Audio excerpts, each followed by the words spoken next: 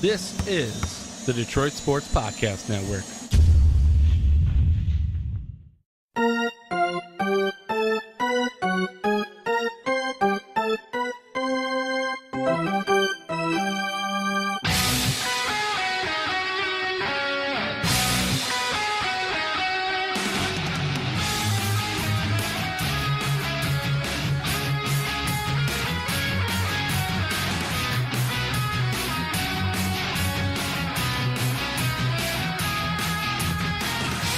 And welcome to episode number 50 of Tigers Talk with Chirco and Company. I am your host, Vito Jerome Chirco, alongside my sidekick and my usual partner in crime. That is the man, the doc, John Macaroon. Vito, what's happening? 50 episodes down. Congratulations, man. Great show. You've had a lot of guests, a myriad of topics, great podcast, great things to come in the future. I know that, no doubt about it. What's going down?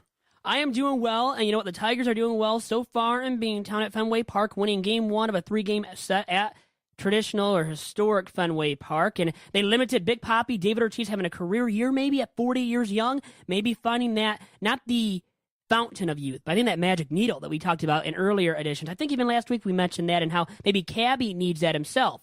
Luckily, Cabby did get a huge hit over the weekend against the White Sox in one of those two victories as they split the series with the Chi Sox, had the game that was almost rained out. We know that was rain delay. They resumed it on Sunday afternoon at 2:10. That was the first game on Sunday. They lost that game and then lost the nightcap. Wasn't pretty how they lost both games because they could have won either. And they came all the way back in game number 2 on Sunday, the actual game for Sunday, tied it up and then lost the game. Still found a way to lose. That was disappointing. But luckily, they did kind of recover, win Monday night. And now, every single series, especially against these teams in the wild card hunt along with the Tigers, these are must-win series. They're almost playoff series. Boston here, and then at home against the Houston Astros, who are ahead of the Tigers too. So all these series you want to win if you're the Tigers right now, Doc. And all you got to say is, wow, now for the better part of 12 months, Justin Verlander has been pitching very well. He's come out and he's tweeted out, he said, listen, if you doubt me, if you doubt the fact that I'll be dominant, good luck to you. He's like, I believe in myself. I'm working on my stuff. And he had a great performance versus Boston. Jose Iglesias with the big home run. And I tweeted out on our Twitter page, how many games do you think we're going to win in this series? A lot of people tweeted us 0. I thought they would probably win 1. Tuesday's matchup is super tough. Pelfrey, it's tough. It's tough when you say go on the road and beat a Boston team, a team that's kind of looking to add and doing some things out there in the AL East. But right now, I do believe that if the Tigers are up against it and they start to feel that pressure, they're going to turn it around. But really what everyone's kind of talking about now is, okay, Avila's come out. He said that, hey, we're going to stand pat. We're not going to really do too much. And so a lot of people kind of have had the air taken out of their balloon because they kind of think, well, if we're not going to really add too many pieces, it kind of is what it is. Around a 500 team, let's just see what we got with this group of guys. Yeah, I think they're going to stand pat right now, and maybe they have to because there's not a lot that you can get out there right now in the open market.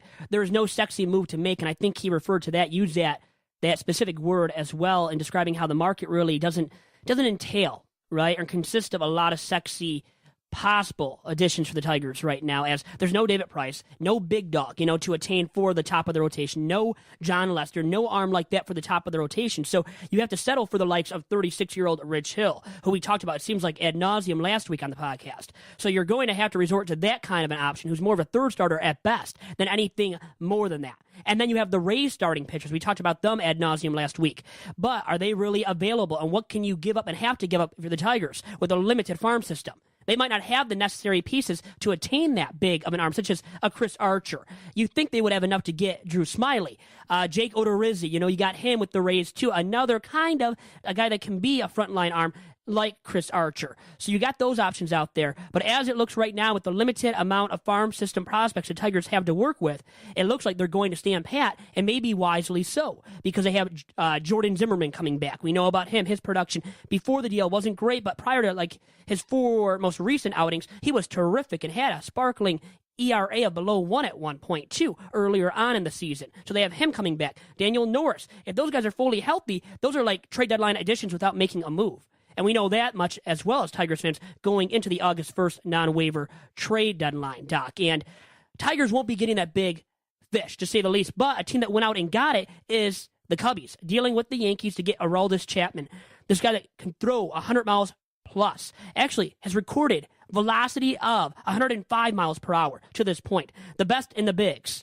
And I think the best all time. Aroldis Chapman has that to his name. He's an elite option that can be a huge time addition and difference maker, I think, for the Cubs down the stretch in the NL Central. And really, as they get into the playoffs, which is why they made the move more than winning the Central, as they're already up by, I know as of yesterday, going into Monday's game, it was like 7.5 games in the Central was their lead. Now, to bring up your point regarding the addition of Zimmerman, Norris, J.D. Martinez, with them in the lineup, they were still around a 500 team. So they were basically a 500 team with them, a 500 team without them, and going down the line when these guys come back, everyone's kind of believing it that it's going to be around a 500 team, scratching and clawing, trying their absolute best to try to get into the wild card. A lot of people don't believe. My hope's fading a little bit.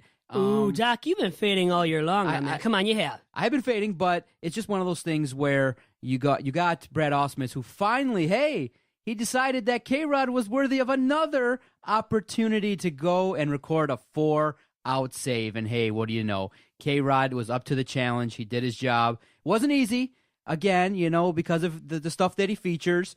Guys that are savvy hitters can wear him out into the count, go deeper into the count, kind of start to pick and choose what kind of, is it going to be a fastball or changeup? But hey, all year long, he's done the job. A little bit more reliable than most. Brad Ausmus, again, comes out to the media is like, hey, I don't want to use K-Rod.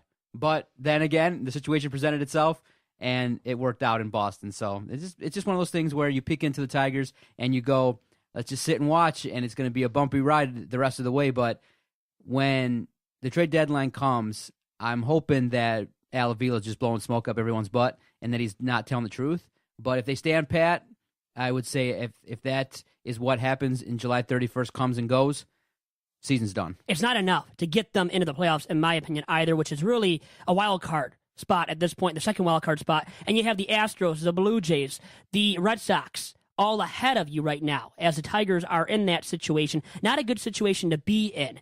And it looks like there's not enough, though, to get at the deadline either to upgrade their ball club to get into one of those two wildcard spots. So that's what stinks. Right now, standing pat, they're not going to get in probably. And even attaining something, unless you get maybe catcher Jonathan Lucroy of the Brewers, who we talked about last week, who's been an all-star, a great 300, around 300 hitter year in, year out. Well, he's a big-time upgrade over James McCann then, who got a big, how about that last night, a big vital hit against the Bo Sox. And to help kind of cushion the lead there for JV and the Tigers last night. JV threw a gem. He's been great since last July, but they needed hits. And who comes through? Two guys that really haven't produced up to this point.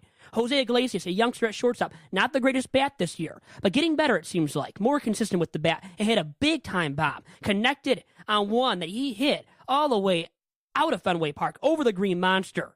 So I love seeing that out of Iglesias, that kind of production, which you don't see out of him very often, that kind of power. Then McCann getting that, it was a blooper kind of hit, a jam job, but he muscled it into the outfield for an RBI single. So McCann, Iglesias coming through. We need more of that, Doc. That's what's key, really, getting these guys that are on the team already to perform more consistently.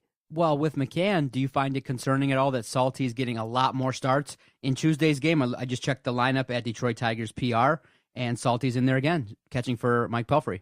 Well, because they don't trust McCann, his bat. Now, his arm, his defensive value is better than Jared Saltalamacchia. But Saltalamacchia brings that pop. And how about that short right field porch at Fenway Park? You like the odds of Jared Saltalamacchia going deep over James McCann. So I kind of like that. You got to utilize his bat here and there going forward, and I think they will, as they kind of already have done to this point. And I want to talk about this big Yankees deal to the Cubs, dealing Aroldis Chapman. And we have a guest who knows all about the Yankees, a huge Yankee slappy, who is also the University of Detroit Mercy men's basketball sports information director and director of athletic communications at the university. We'll get him on the line right after this quick commercial break on Tigers Talk with Chirco and Company. Hey guys, it's Vito Chirco here from Top Cat Sales in downtown Royal Oak, Michigan. Looking for team apparel for your high school, your club sports team, or corporation? Then look no further than Top Cat Sales, located on the east side of Main Street in downtown Royal Oak, between 11 and 12 Mile. Through founder and former University of Michigan quarterback John Wangler's leadership, Top Cat Sales has developed a tradition of selling and distributing custom Adidas team apparel with the very highest quality and the very best service. Get your organization, school, or club team all in with Adidas today by going online to TopCatTeamSales.com. Once again, the website is TopCatTeamSales.com. And also, you must follow Top Cat Sales on Twitter at Team Top Cat.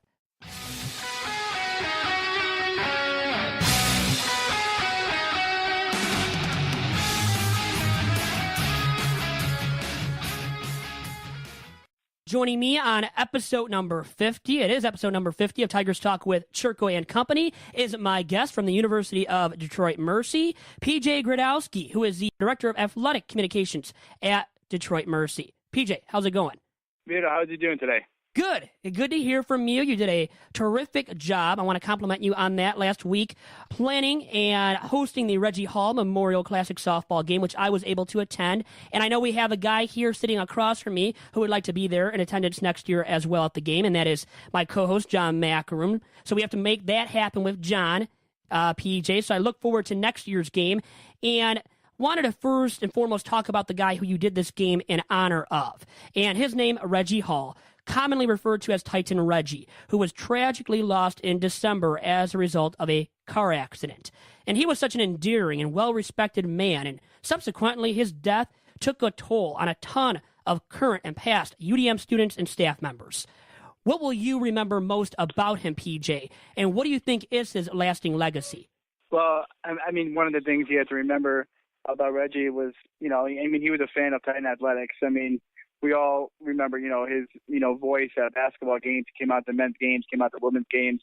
He came out and cheered for the other sports as well. I mean, he always came up to the coaches, and told them what a great job they were doing. So, he was one of those fans that everyone knew. And that was one of the things that I had the privilege of seeing firsthand was traveling the men's basketball program last year, was that every place we went, he had friends everywhere. They used to call them the Road Scholars.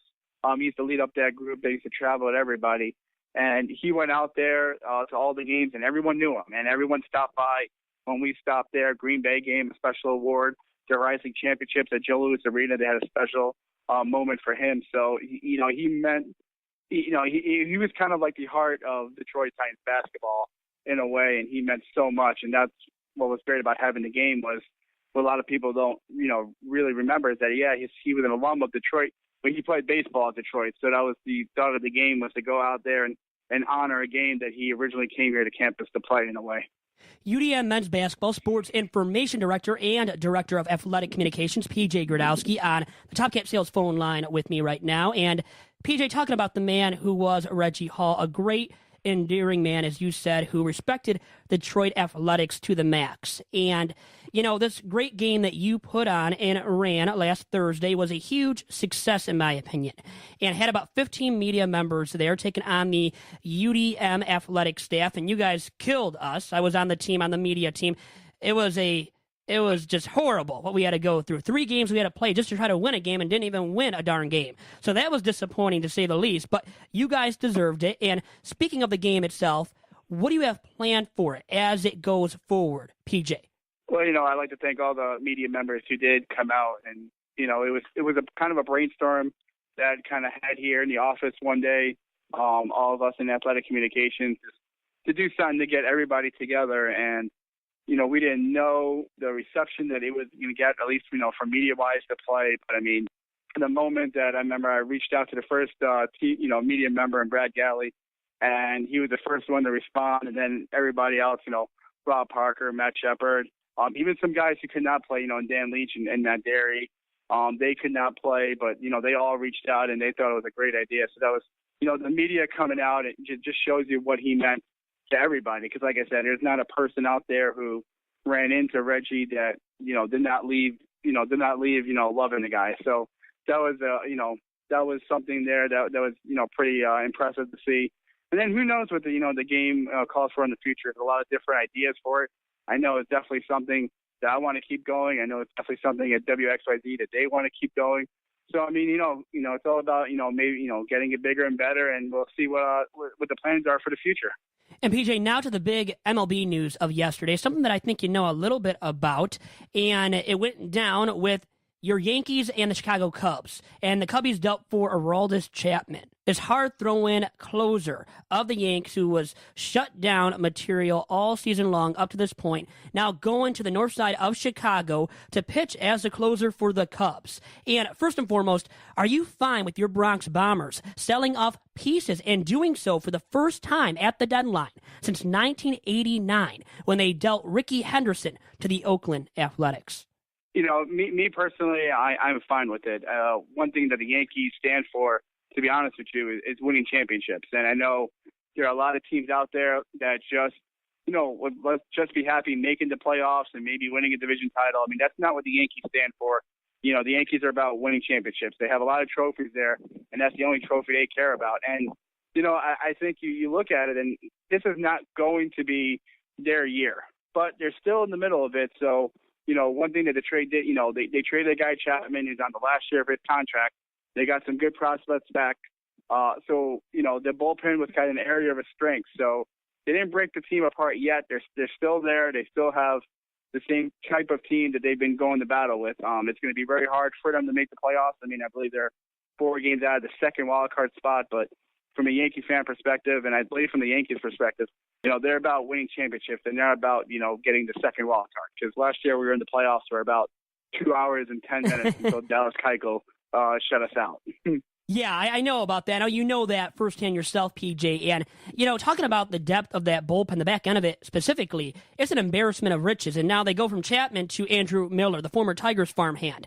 And could he be the next guy out of the Bronx? I don't think Andrew Miller is going anywhere. He's still signed for 2 years at about $9 million a season, which, you know, for a closer with his capabilities and what he's done the last couple of years is, you know, that, you know, the market's probably higher for that. So unless the Yankees really, you know, get a deal back that they just couldn't refuse, I can't see Andrew Miller going. Because then again, you have to find your closer. I mean, I know they have Dylan Betances, but still have to build that bullpen up. Bullpen arms are hard to find. So I think Miller will be the guy. I think he will stay. You know, it kind of looks like they're, you know, for some B-level prospects, Nathan Eovaldi and Ivan Nova starting pitchers. It looks like they could be on the market. And then obviously the next big guy is probably Carlos Beltran. He's the guy that the Yankees could probably get a pretty nice prospect back. So I would think that he's probably the next one to go here in the next week. Yeah, so the Yankees have started selling. Now, how about the Detroit Tigers? And, you know, they're only a half game better right now than the Yanks as of Tuesday's recording. The Yankees are 51-48, the Tigers 52-48. So, speaking of that, what do you think about the Tigers? Will they buy, sell, or just stand pat, in your opinion? You know, I think if they do any buying, it's going to be very, very minute, just, you know, maybe sort of a role player. You know, from the Tigers' perspective, you know, I guess they can look at it like this. They have 2 guys coming their way back, and, you know, in terms of Jordan Zimmerman and J.D. Martinez. So they have 2 guys coming back that they don't even have to trade any prospects for, if you want to look at it that way. So, I can't see the Tigers really doing anything. I know their farm system, I don't think they have the depth there to really go out and make a splash and stuff like that. And, you know, they use another arm or 3 probably in the bullpen. And, you know, starting pitching wise, obviously when Zimmerman comes back, that probably puts Sanchez out. But like I said, I think, if they make a deal, I think it's going to be, a very, very minor one. Well, and Avila already has come out and said that there's nothing really sexy out there. So don't expect anything big to be made, a big deal to be made by the Tigers leading up to the non-waiver trade deadline, which is August 1st this year. And PJ, with that, I'll let you go. Thank you very much for all your time, and you have a good one. All right, thank you, Vito. Thanks for joining me, and, thanks for being a good sport the other day and coming out and playing. Hey, no problem. You have a good one.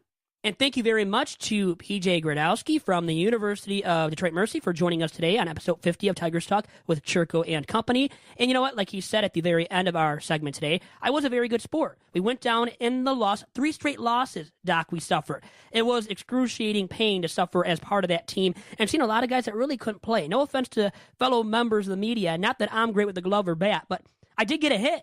I don't think everybody even got a hit, Doc. Oh my goodness, really? I wish you could maybe off the mic. Well, you can tell me who really stunk it up on the softball field. That's funny. You know what? Big time props to Justin Rose from Channel 7, though. A big time home run over the center field fence. He had some pop in that bat, and maybe I wasn't too surprised because he's pretty built. If you look at him with the muscle shirt on, and he was showing off the muscles last Thursday at UDM, and hey, he showed off some extreme power, and that was impressive. And you know what? He might have been the MVP for the media, going down in 3 straight losses, though, at the same time. We'll be right back. Back here on episode number 50 of Tigers Talk with Chirco and company. It's a milestone podcast, in my opinion, halfway to 100. Will we ever get to 100 here? Well, 50 more weeks to go, and I think we can, Doc. Don't you think so? I think so, no doubt about it. You mean you have a great guest list. People respond to you. You're making contacts. I mean, PJ said it himself. You going out to that softball game was unbelievable. You contributed. You showed your face, and then all the media that was there too. The pictures that were taken, you were front and center. It was nice to see, and it's nice to see when you see guys that you root for and things like that. You're doing great things, and maybe next year they'll include another UDM alum in the deck. I know you want it, and you want it bad, Doc, and you deserve inclusion, so I hope you get that for the 2nd annual Reggie Hall. But I have to admit something. I've never played a game of softball in my life. Ever. Oh, my God. You serious? Oh, you got to be. Never. Well, I played Little League. I didn't play softball. Are you fearing going up to bat? The first time you go up to bat in a softball game, will you be fearing the outcome? Well, first of all, I have to maybe get out my take on softball. I kind of feel like softball is a weaker version of the great game that we're talking about. Okay, so if you're calling out softball, you better be able to hit them when you go up to bat the first time you do it next year or whenever. And it's, by the way, once again, it's a Reggie Hall Memorial Classic softball game. 2nd annual will be next year. Should be a great time with maybe the Doc, John Macaroon, in attendance with me.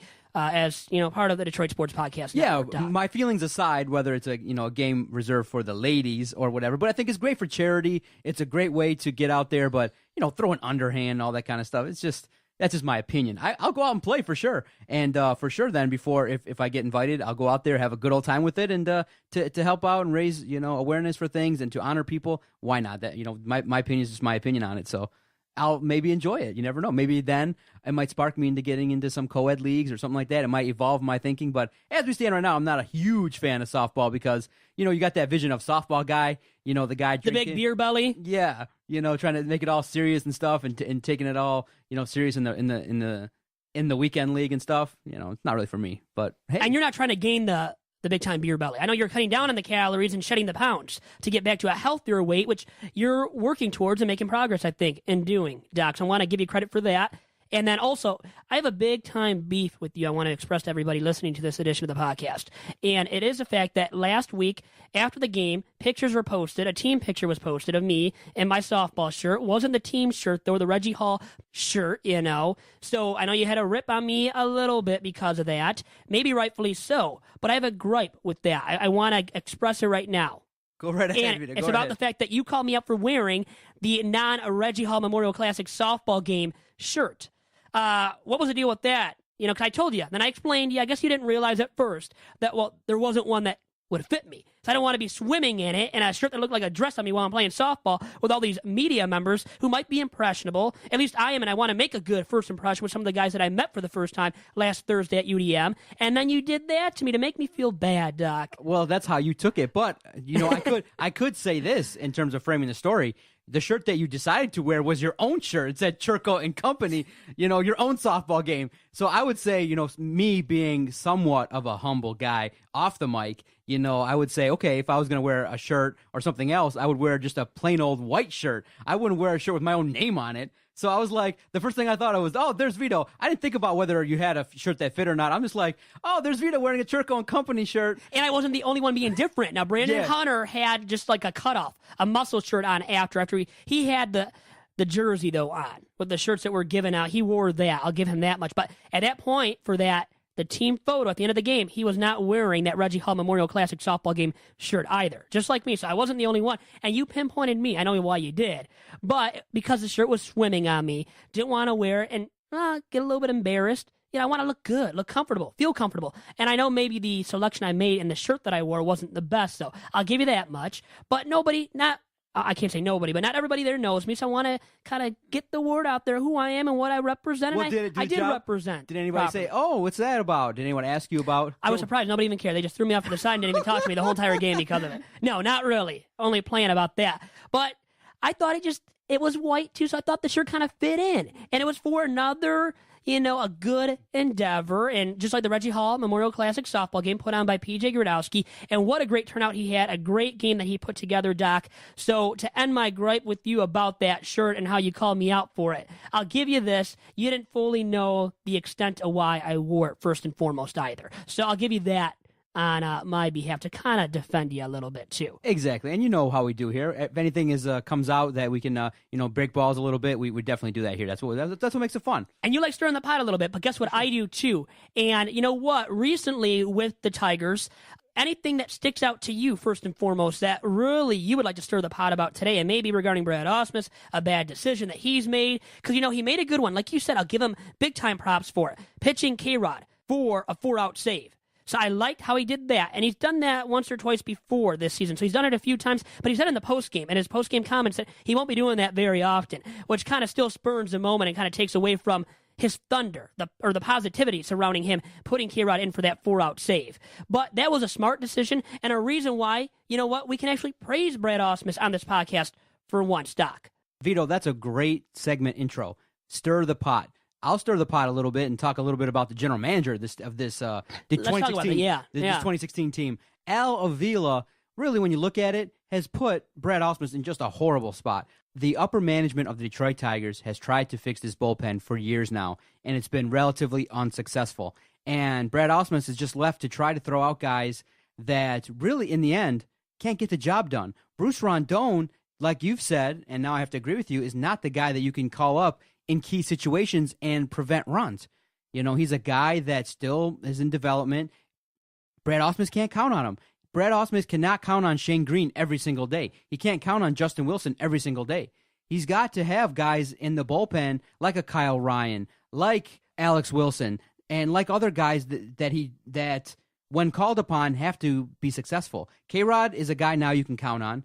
Bruce Rondon, unfortunately, not effective as much as we would like. And Al Avila, based upon the payroll and the way this club was put together, it's not good enough. This team should not be 500, and whether or not you get mad at him for keeping Brad Ausmus, I would say he could have started his tenure in a way that was much more efficient and much better for him if he would have just blew out Brad Ausmus prior to the 2016 season. I think Al Avila is kind of a guy that might be in over his head. And you think that? I think that also, too, he's a guy, now that we're starting to hear comments from Dave Dombrowski, it brings back some memories and something I think maybe we talked about a little bit. Al Avila is a shady dude. Prior to Dave Dombrowski being let go, he knew for 3 days or more that Dave Dombrowski was going to be let go. They went to events together. They were buds. They were buds. Big time buds. 2 decades. Yeah. And they went to an event together, and they're like chummy, seeing what's going on. Al Avila had the gall to look at Dave Dombrowski in his face and not tell him. Now listen, Vito, if I know you for 20 years and you know something's going down, I would at least expect you to give me the courtesy of saying, hey, I think it's going down. I think that I'm gonna be tapped next to be the general manager. I think it's going down. At least on a personal level. Dude, seriously? You kept it quiet? And, and there were situations where Dave Dombrowski brought his son around and brought his family around and stuff like that, knowing that Dave Dombrowski was going to get axed by management. That's cold-blooded. And so, as a person, Al Avila might not be the most outstanding citizen, but I'm not going to really expound upon that beyond the fact that maybe, he's got a little bit of a loyalty issue going on. But I will say this, in terms of what he's put together in 2016, it's not good enough. And it's a huge red mark to come out and, and really say that we can't make too many moves. And I think right now, the only phrase that should come out of management's mouths is all in.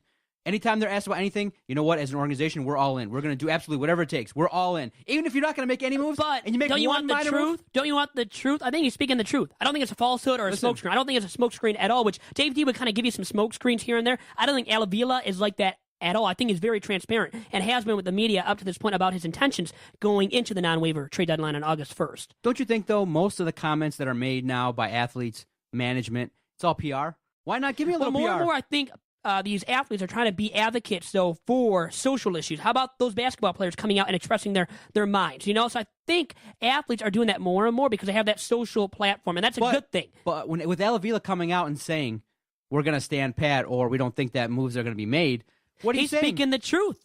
I think he's forecasting what's going to happen for the organization so people don't get their hopes up like you and I. Listen, wouldn't we have our hopes just downtrodden if we heard them say they're going all in and they don't make a move? How about that, though? Wouldn't you feel horrible? You would blame him and go after him right away then. One move. You don't think that he can go out and make one single move to improve the team, even if you get a bat? I think he's saying it just in case, and also because he doesn't want to get your hopes up about a big-time move being made. He said no sexy move. But people think when you make a move, you're going to make that sexy move, though. They think that with the Tigers now at the deadline because Dave D pulled off all these big-time moves. Remember that, too. When you're asked by the media, hey, what do you think what's going to happen at the trade deadline? I'll go right to my canned answer. And it might be, it's going to be truthful. The Detroit Tigers are all in. We're going to scour the landscape. We're going to try to do our absolute best. A move might be made. A move might not be made. But we're going to try our absolute best to make this 2016 team the best that it is. Walk away. Instead of going and being like, no, I don't think that Brad Ausmus is a lame duck manager. I don't think I didn't like moves. that. I didn't like that part of it at all. Now, there with that point, was that a smokescreen? Was he speaking the truth with that? Well, hold on. That's the big time thing. Yeah, we'll talk with about that one. But hold on. What I'm saying is, I think the fans have, besides the hardcore baseball fans, have really kind of fallen off the bandwagon. Nobody believes this team is going to be successful as built. When you say something like, we're going to stay on pat, we think that with the $200 million payroll, this is the team that is going to make make big moves and do some things.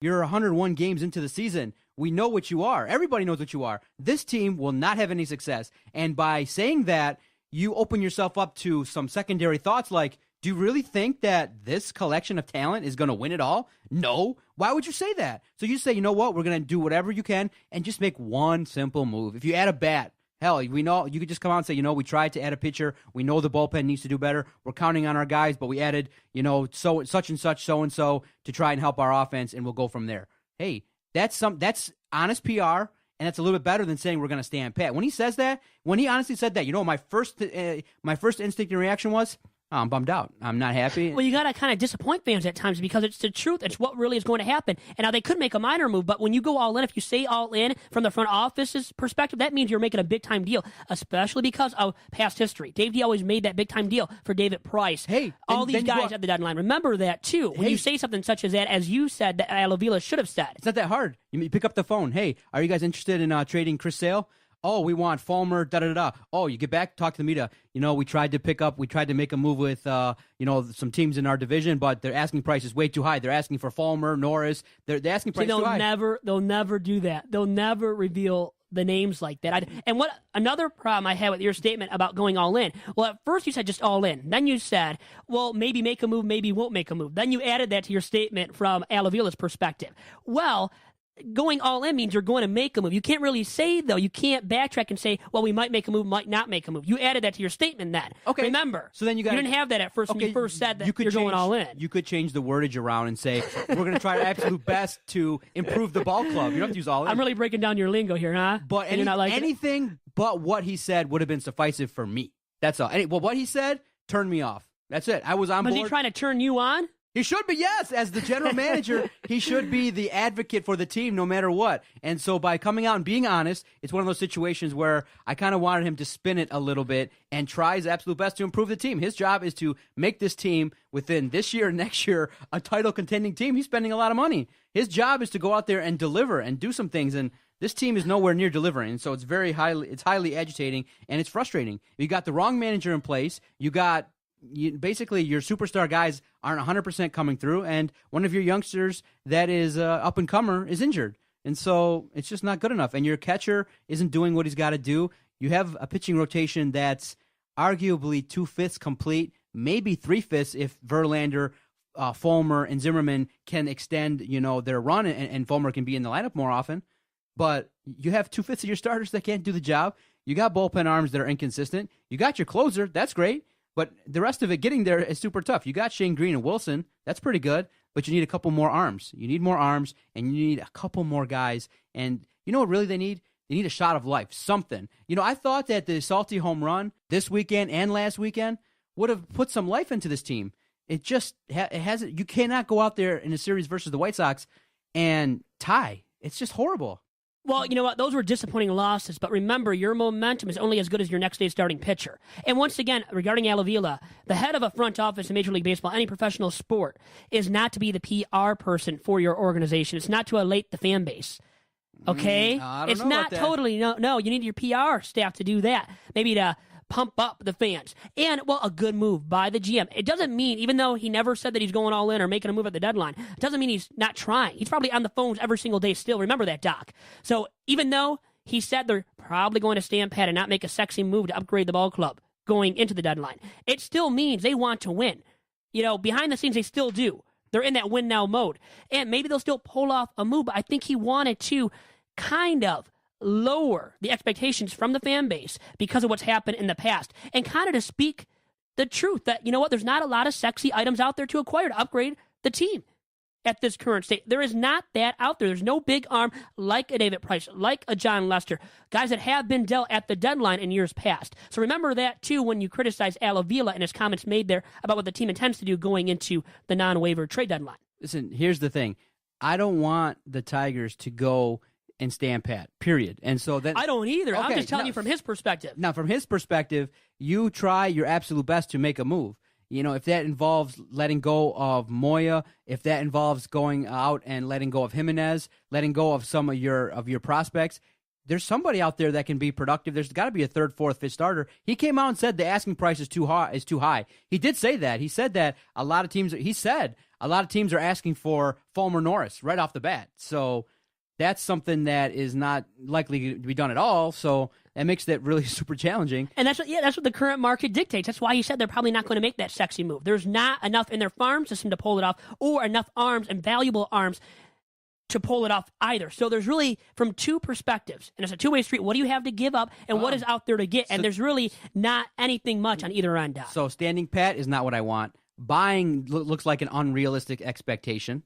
So then the other option is one that I'm fully on board with. Selling? Sell. See, they're not going to sell, though. That's a problem. That's their problem, Vito, is that if you're not a championship team, you can't stand pat. What, you just drop the 200 and roll the dice?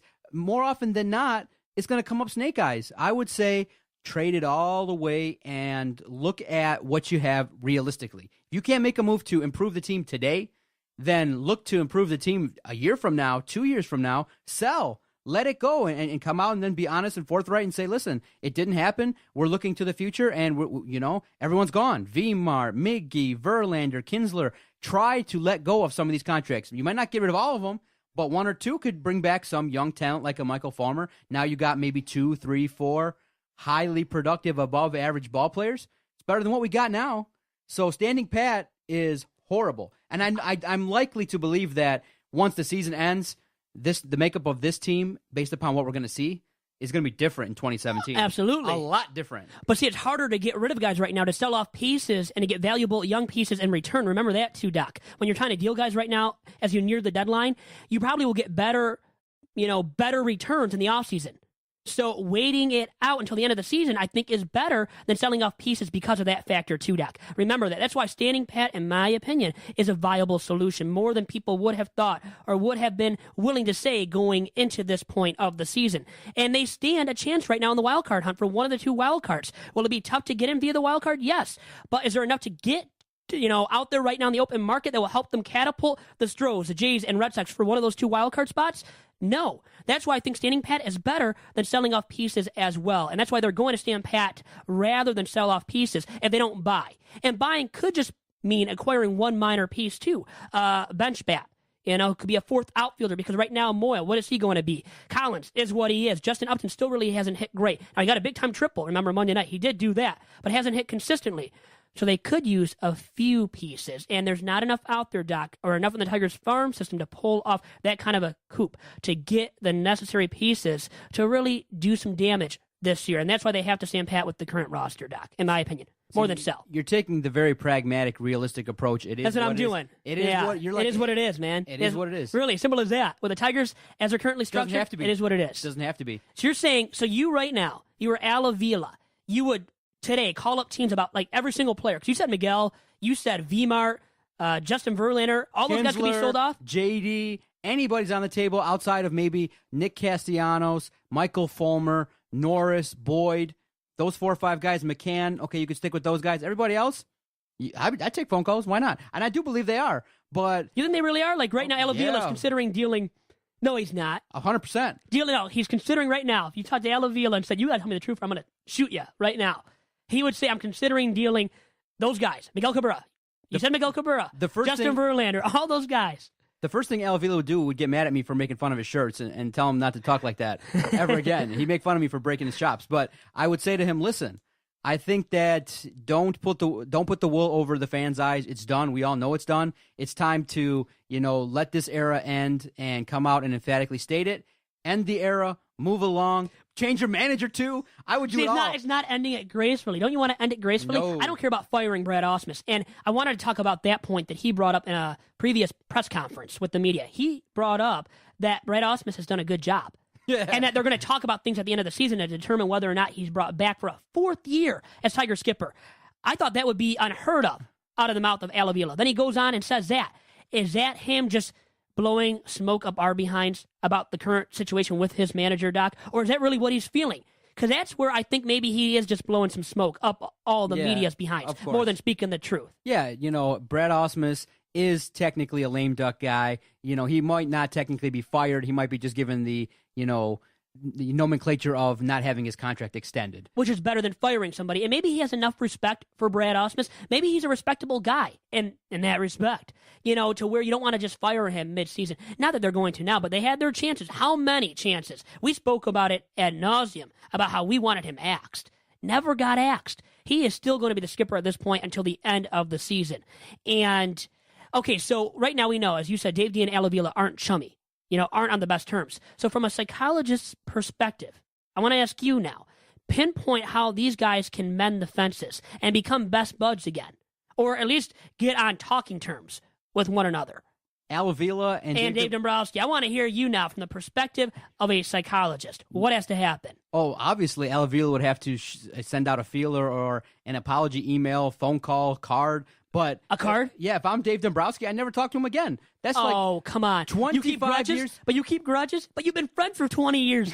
And because of what, he made a mistake, Avila. It wasn't good. I'm not going to defend him, but you would totally put that guy off to the side. So if I did that to you, I would. You wouldn't talk to me again? I would be like, I'd be mad. Right? We get over it. You can curse me out as much as you want and say whatever you want to me, but I would hope we could mend the fences then after. So I would let you do that. I'm a nice enough guy. I would say I was in the wrong. What do you want to say to me? Let's clear the air here. Okay, so I would let it happen. So you can swear at me, do whatever you want. Well, you can't kill me, okay, or anybody in my family. Not that you would do that, but I'm saying in a clean, appropriate fashion, I would let you do that, and then hopefully we can move on and still or be friends again. Listen, there's a couple big things that are in a lot of people's books that end relationships. Loyalty is one of them. I just couldn't get over the fact that if you knew something bad was going to happen to me, that's huge. It affects my family. But he got another job. What is Dave D doing now? He's not homeless, man. He's making a lot of money there with the Bo Sox and has a really good team, a team that might win the World Series. Never won it with the Tigers, right? That was a stinker for us. He goes to Boston, might win it in his first year in Beantown. Like, you're really going to feel bad for that guy? 14 years you spend in one place with your ultimate goal not being met. And it wasn't like Dave Dombrowski was not given a contract extension. It wasn't like Mr. I sat next to him and said, this is the man that brought me up, brought my organization from the depths of garbage into what we are now. Thank you for your time. It's just time for us to go in a different direction. No, he was kicked out. It wasn't like Dave Dombrowski was ceremoniously he wasn't given the respect that he was deserved. He wasn't given a press conference. It was like, see you later, don't let the door hit your ass on the way out. That was Mr. I, though. Mike I did that. But you knew that was going to happen. You knew like it wasn't going to be dignified, and then you had the nerve to even go up there and talk in the press conference, looking all like shell-shocked. And he had to do it. It was his job. But now let me ask you this. If you knew you really couldn't talk about things, I wouldn't do it. It. No, I would tell you. Wouldn't take that job? Avila has never been a general manager of a Major League Baseball club. First opportunity, and he's not getting any younger. He's like my dad's age. He's like 50-something. He's not a young guy. I'm taking the job. Okay. But I'm telling you that, hey. Okay, so you would just talk before you get the job or speak to the media about your new position. You would know what's going on. Maybe not from me directly, but maybe from my third or fourth or fifth assistant, their intern would come and tell you something. Like, don't you have to be a man and you just listen? If I know I'm going to be GM, I'm going to start building a staff in place. I'm going to have an intern. I'm going to have something set up that does all your dirty work. Exactly. And talks for you, huh? Yeah, exactly. That's how you would run things. Okay, very good. I'm glad we cleared that up and established that you just don't like disloyal people. Which, you know what? We should not stand for disloyal people.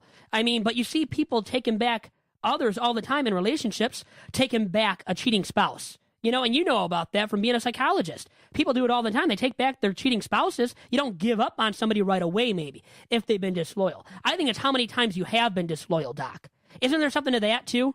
How many times you have been disloyal? I mean, what if they've been best buds up to this point and he's been disloyal once? I just have a problem with that rhetoric that you just expressed about people who are disloyal. I think there is coming back from it. Listen, you're a forgiving guy. That's very nice. I thought you were, Doc. Then you're giving me all. Maybe I should just leave right now and get up out of here. Listen, I'm a forgiving guy too, but this is listen. 20 years. I mean, man, you're just like you should just let it go. Just move on. I think I even see it. What happened? I'd be like, "What happened, Al?" And I would say, "What happened, Alan?" I would call him Alan now, as a form of disrespect, right? Wouldn't that be a form of disrespect? Maybe if he's never gone by Alan, if that's even his full name, it might just be Al. But anyways, moving on from that, Doc.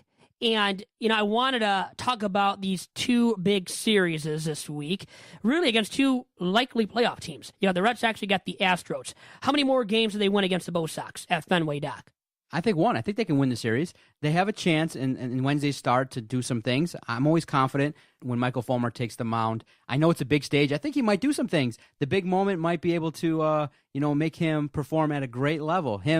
Oh, man, what a great day for Wednesday. When this podcast drops out, listen to this podcast, watch Michael Fulmer. As you can see, his signed baseball is probably displayed on our mantle over here. It's good stuff, man. He's must watch. So I think they have a chance. The Tigers are a team that, when they play good baseball, can play with most teams. The problem is, though, as you saw in the game versus Chicago, Salty goes to throw the baseball, and there's no one there. You're like, are you serious? You can't have that happen. Iglesias made a key error in that series. And when you make mental mistakes, Nick Castellanos potentially could have stopped that ball. He's made a few mental mistakes recently. But you can't give him credit. He gets a pass.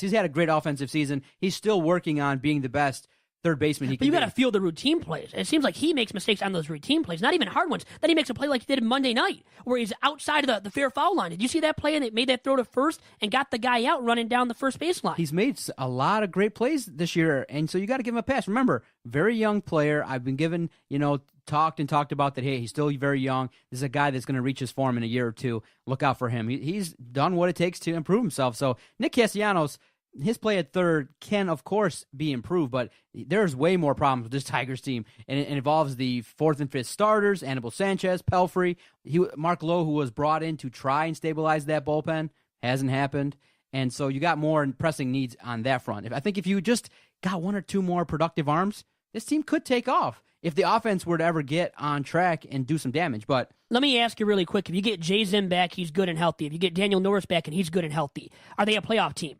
Still 500. You're still not holding up hope for that. The offense hasn't been consistent enough. They're going into lulls at the worst possible time. Miguel Cabrera getting some more hits. I think he'll have a productive year, but the rest of the lineup needs to step it up. Justin Upton, probably you could say, is indicative of what is going on with this 2016 team. A lot of hype, a lot of potential for a guy to come in and do some things, but he hasn't done it enough to really justify his contract.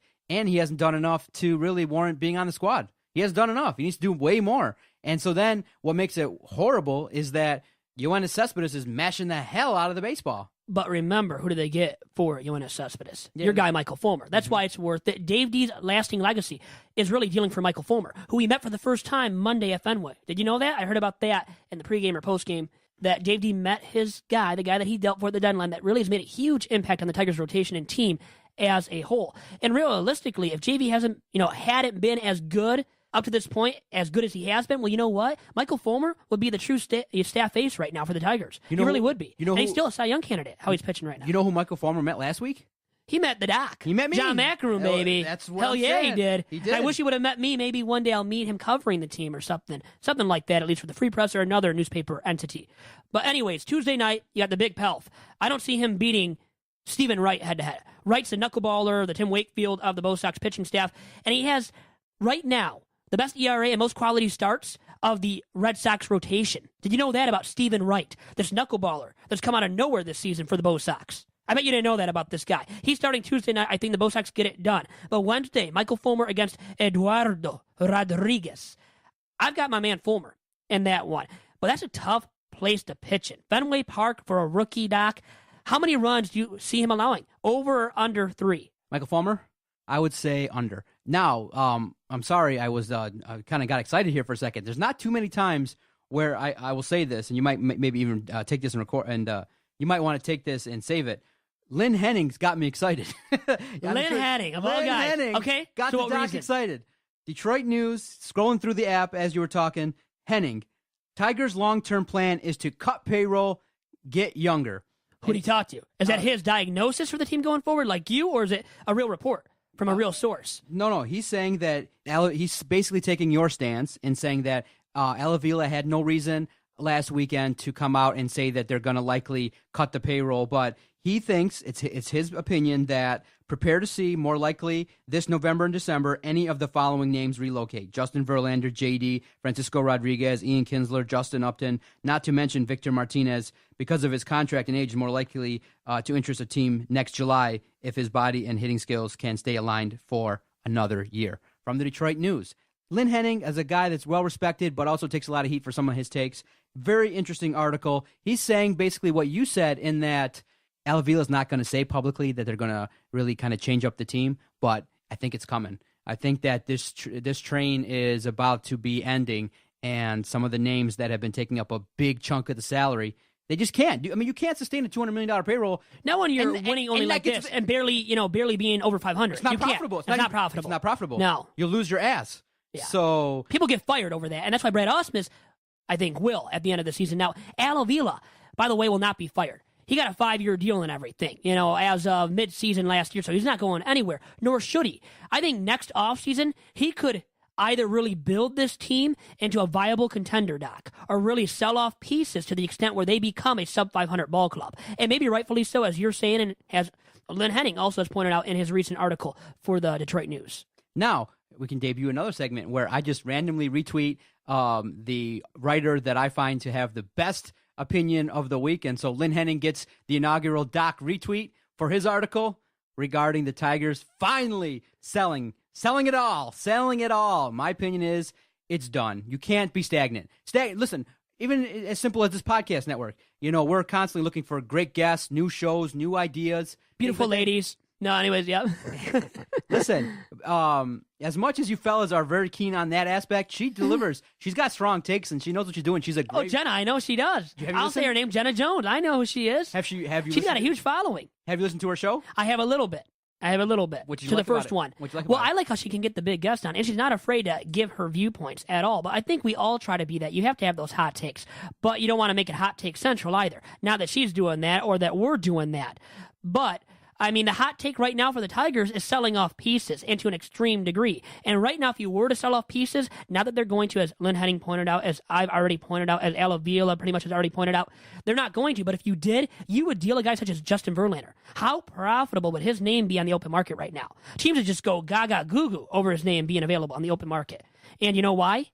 Because, as I said earlier, there's no David Price this year to go out and get. There's no John Lester this year to go out and get. So guess what? JV would be the biggest arm to go out and get on this year's market going into the trade deadline. So think about what you could attain for him right now in prospects, big-time prospects. And that's why a point that I wanted to bring up earlier regarding the Yankees dealing of Aroldis Chapman to the Cubbies, who are going all in for their first World Series title since when, Doc? Since 1908 for the Cubbies, by the way. They haven't won a World Series since then. So in 116 years, I believe it is now. You took my breath away by using the words Cubs and World Series in the same sentence. I'm like, wait, is he trying to put those words together? They're the team that epitomizes until next year. Come on now, they're not going to win. They're going to actually this year might be the ultimate. This year they might be up 3-2, Game 6, and they're up 4-0 in the 7th inning, and the opponent comes back. You know who that opponent probably is going to be? I'm going to say it's going to be the Cleveland Indians. Cleveland versus the Cubs, and Cleveland will come back and continue their success and really do what they... So you're hoping for another AL Central team over the Cubs winning their first title since 1908. You'd rather see the Indians win another AL Central team 2 straight years. I would have to throw up. Really? Royals, Indians, and no Tigers winning. The Tigers had the greatest 4-year stretch almost in the AL Central's history as a division. Now, the Indians did back in the mid to late 90s, early 2000s. They won 5 straight division titles there. Had a great hitting core. But the Tigers had the chance to win one in those 4 straight division title years of 2011 to 2014. Never pulled it off. And Dave D, by the way, said yesterday talking to the media about the Tigers and his stint with Motown, that was the biggest disappointment, obviously. What he regrets the most is never winning that World Series championship. And people highly believe that 2013 could have been the year for the Tigers and should have been the year. It's what I believe right now as a Tigers fan. And looking back at that year, guess who won? Dave D's current ball club, the Boston Red Sox. And I hated that. That made me want to throw up. They were the team of destiny. And they had last place finishes in the 2 following seasons. And now, could they be on the verge of a World Series title in Dave D's first year on the job in Beantown? Because I could see it happening where the Boston Red Sox play the Chicago Cubs in the World Series. And I think the Bo Sox beat the Cubbies head-to-head in the World Series. That's what I'm predicting right now. But my point from earlier is that the Yankees dealing Aroldis Chapman, that is what maybe a deal such as that is what the Tigers should look to do, as you were kind of getting at, Doc. Because right now would be prime picking for teams out there trying to get JV. You would have such a huge market for his services, which is why if you were selling off pieces, JV would be at the top of the list, Doc. And what do you think about what the Yankees did, selling for the first time since 1989? Because I think it was really wise. And they got a top shortstop prospect from the Cubbies, too, in that deal, by the way. So who is, by every single stretch of the imagination, he is no slouch, this guy they got from the Cubbies, who can man shortstop, be their shortstop of the future. He is that good, even though I've heard they might move him over to second base. His name is Gleyber Torres. I like to say that last name. He's a guy that could be on the verge of stardom, and the Yankees got him as part of their return for Aroldis Chapman. That's why you deal guys like that, who have that big market value, when you truly have no chance to win at all, as P.J. Gradowski said from Detroit Mercy. He pinpointed it, that the Yankees believe right now they don't have a shot at winning the World Series title. So it's not worth it just making the wild card one-game playoff, as they did last year, losing to the Stros in that one-game playoff. That wasn't worth it. The Yankees expect to win titles year in, year out. That's why when you don't have a chance, you do sell off. And that's where I'll give you credit, because I saw the Yankees do it this year with that mentality, and it paid off, I think, big time, and will more and more as seasons progress there in the Bronx because of that great return they got, Doc. Yeah, it's one of those things where the Yankees just have boatloads of money. They have their own network, but they have not spent wisely at all. And it's one of those situations where, the Yankees did the best they could for themselves. They need to sell more. They give, like the Red Wings do here in town, contracts to guys that just haven't panned out. Teixeira is the marquee guy. He basically plays 100 games a year and is often injured. And did you see what he's hitting this year? Below 200. A-Royd, as I like to call him, should be cut. I wanted to ask PJ actually about that. Almost did during our segment. Whether or not he'll be cut before the season concludes. They've even considered that with A-Royd, who is Alex Rodriguez. So guys on the payroll who are big aging vets who are on their way out of the Bronx and should be and will be, I think, by the end or at the end of this season. So the Yankees, I think, made a wise move, and maybe, Doc, we can arguably call that deal of Aroldis Chapman to the Cubs and what they got in return for Chapman as the best deal of the deadline, even though it was the first major deal of the deadline, Doc. And Brad Ausmus and nobody from Motown that's listening to this podcast even gives a crap or something else. We want the Yankees to suffer. We want everyone else to suffer. But it looks like going around Major League Baseball, lots of great action, a lot of great storylines. But in regards to the Tigers, we really got to hone in on what they're going to do this week. Boston and Houston, they got a chance. Are you saying I was going off topic a little bit too much, Doc? I think you're trying to hone me back in, too. And by the way, that was Brad Ausmus during his tirade. What a great tirade. Was that the best moment of the season for Brad Ausmus? It's right up there at this point. Not bad at all. No. I mean, he's been, like I said, he's a guy that says one thing to the media and then just goes and does whatever. So he's not being as genuine as possible. He can't figure stuff out. Oh, my preference is not to use K-Rod for 4-out saves and 2 days later. That's what it's been happening, is that whatever he says... It doesn't even mean anything, man. It doesn't, no. It's just, right? A lot of our words don't mean much. Even us talking right now, who even cares what we're saying? I care. But at least we're still talking, and I care, and you care about what you're saying, too.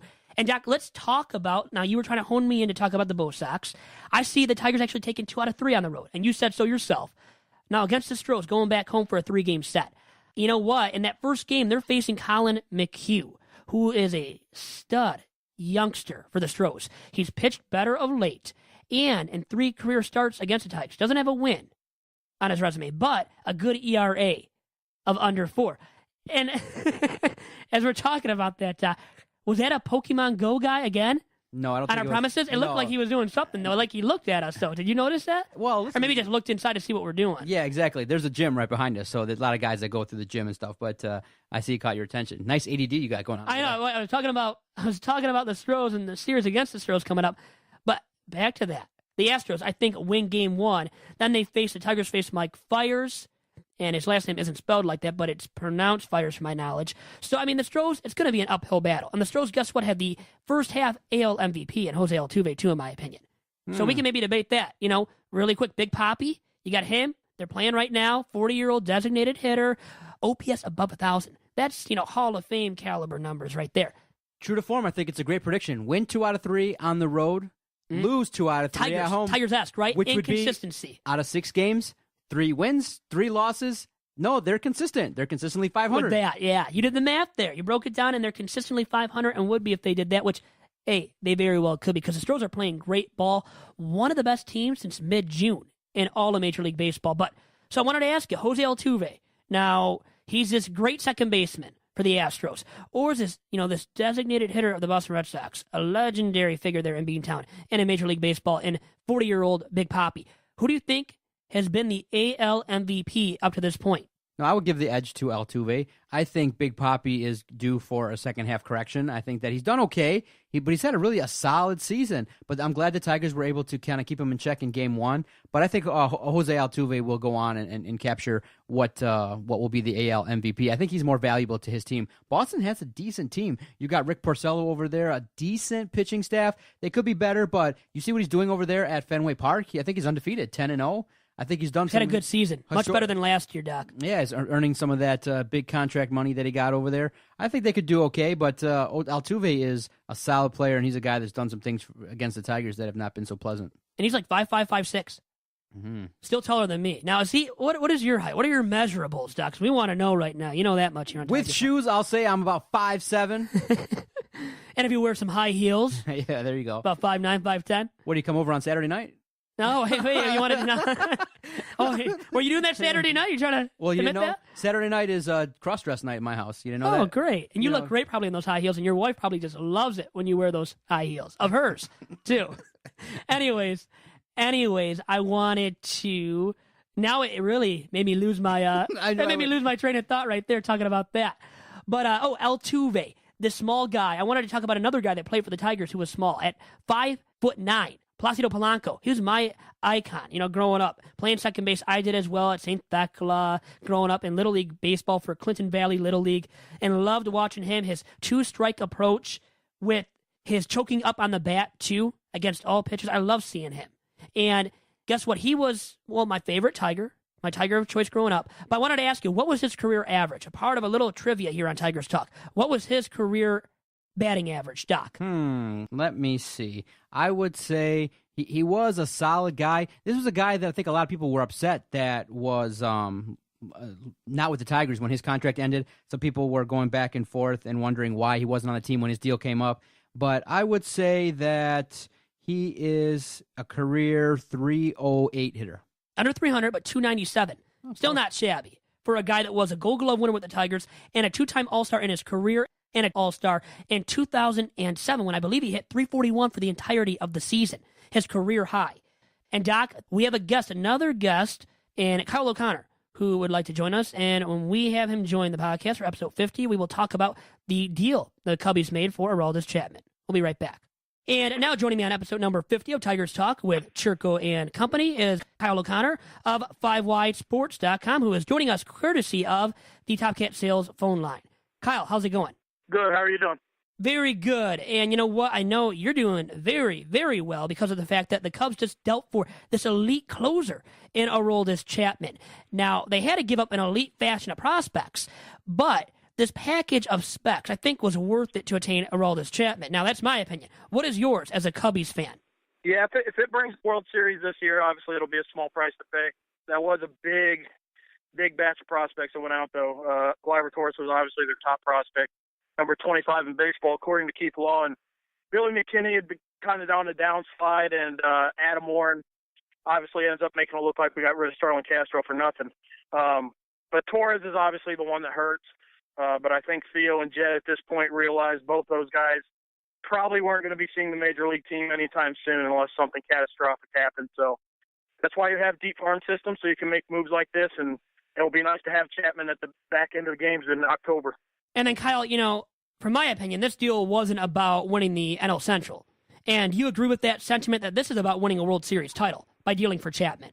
Yeah, I mean, unless something really bad happens, they're going to win the Central anyway. So this definitely wasn't a regular season move. This was paying the piper to have him in October and win a World Series. Especially if you look at the teams they're going to have to go through in the NL. Washington with Bryce Harper and Daniel Murphy. San Francisco with Brandon Belt and Brandon Crawford. There's some big-time lefties they're going to have to face.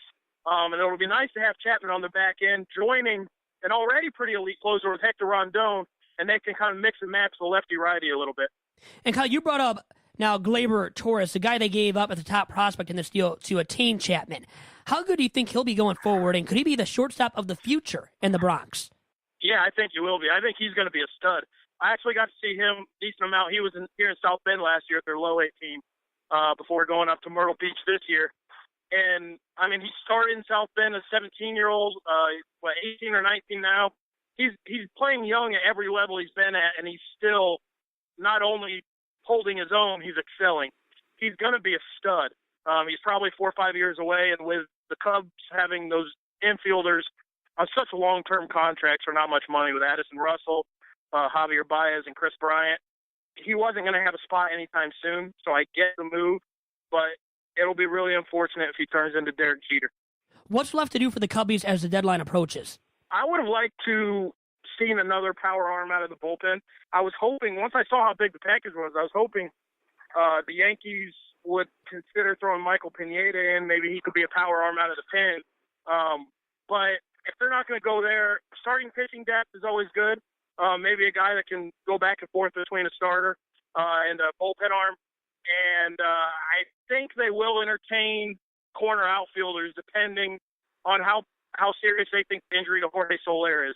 Would the north side of Chicago be able to survive if the Cubbies don't make it all the way to the Fall Classic in 2016? Would you guys still be living at the end of the postseason? Yeah, I mean, we're kind of used to it by now. It's been a pretty long time. It'll be hard to top the heartbreak of Bartman. So, I mean, we'll be able to keep chugging along, but giving up this much and the amount of talent that's all together right now and only having one major injury so far, hopefully it stays that way, one major injury among the whole group, don't at least reach the World Series, it'll be a massive disappointment. Kyle, thank you very much for all your time today on episode 50 of Tigers Talk with Chirco and Company. You have a good one. Thank you. Thanks for having me. That was Kyle O'Connor of 5widesports.com, a site that I used to write for back in the day when I was a youngster. Still am, actually. But anyways, moving on now to Buster of the Week. Mine is right now, maybe not easily, but pretty darn easily, Mike Avilas, the guy who's trying to play in the corner outfield, who really isn't a corner outfielder, but has to play because of the struggles of Moya defensively, and that's why he's in AAA Toledo. And Tyler Collins obviously has proven day in, day out that he can't start every day. So Avilas keeps getting reps out there, and then Maben's hurt, so you got to start Andrew Romine out there in center field. God, is that a disaster or what? Especially in Fenway, which is not always easy to play out there for outfielders and inexperienced ones like Avilas in right and then Romine in center field, Doc. My toast of the town is going to be Andrew Romine. He got off the schneid, hit his first home run in the series versus Chicago. It was a big home run. And this is a guy that's been a true professional, a utility guy, deserves to get some credit, some acknowledgement. And he said it in the post game. He was very positive, and he seemed like he was very happy to get off the schneid. He's like, I don't want to be the only guy on the team without a home run. And he got it, and it was unexpected. So, hey, we'll give him a little love. Andrew Romine, toast to the town. Buster of the Week, that's very interesting. I'm trying to stay positive. Do you like Avilas? Because really, there's not a lot of positivity surrounding Mike Avilas right now. My Buster of the Week's got to be Nick Castellanos. I know that because of his misplays in the infield, huh? It was a close competition between him and Jose Iglesias, but Iglesias got the recent home run, so kind of erased that bad memory.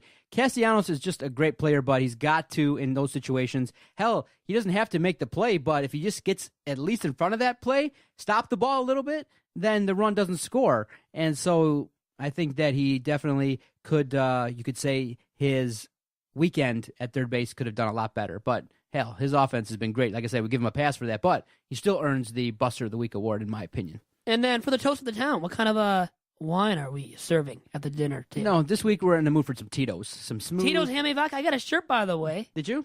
I do have a Tito's handmade vodka. I've never shirt. had it yet. I have the bottle right here behind me, but I've never tasted. A lot of people are going with the, for health reasons, that you should just drink vodka over water with a little bit of lime, or soda, water, and vodka. I'm not really a big liquor mixed kind of guy, mixed drink kind of guy. I'm more just straightforward beer kind of dude, but I'm going to try it. Tito's over ice, maybe a little bit of lime. We'll see how it goes. Now, what do you think of "Take Me Out to the Ball Game"? That song. What do I think Random. about it? What do you think about it? I think seventh inning comes. I've littered Comerica Park full of peanuts, and sometimes I go, man, I feel a little bit bad. I just sprinkle all of these shells on the floor, and I'm like, man, there's gonna be someone that's gonna come out here and just clean up after me. I feel bad, but then I just go, pop a couple more, get my $12 beer, and be like, I'm a happy guy, dude. This is great. Well, speaking of "Take Me Out to the Ball Game," after what you just said about it, I will have some people submitting entries of their versions of "Take Me Out to the Ball Game" on next week's episode of Tigers Talk. So look forward to that. Some music on this podcast. Yes, now, very much so. Do you think that the fine citizens of the state of Michigan will turn in some good stuff, a lot of thumbs up songs, or you think it's going to be some stuff where you listen to it and go, whoa, how are we going to put this together? I've heard one that's already solid. So I know we got one good applicant. We'll see who else wants to submit an entry of "Take Me Out to the Ball Game." So you can do so. And how can they do so, Doc? We can probably have them submit it via Twitter. Send in your entry to @Detroit Podcast. You can send it to my email address as well, which is vtchirco@yahoo.com. So hopefully nothing bad is sent to me, though. Okay, so none of that bad stuff. All right, guys. And with that, Doc, thank you very much. Thank you to Kyle O'Connor. Thank you to PJ Gradowski of the University of Detroit Mercy for all their great insight and time on episode 50 of Tigers Talk. You guys have a good one. I'll talk to you next week for episode 51.